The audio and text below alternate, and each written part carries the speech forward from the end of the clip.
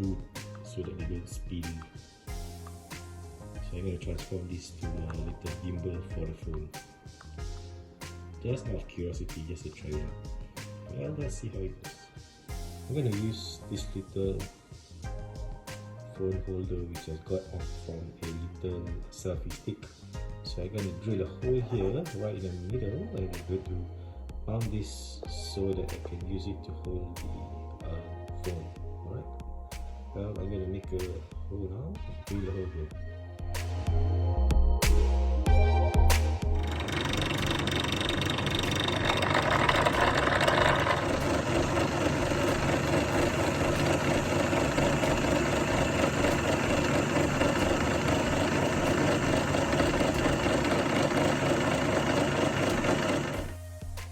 This is the little hole that I drilled, 1/4 inch thread hole, and I actually have this little nut from one of the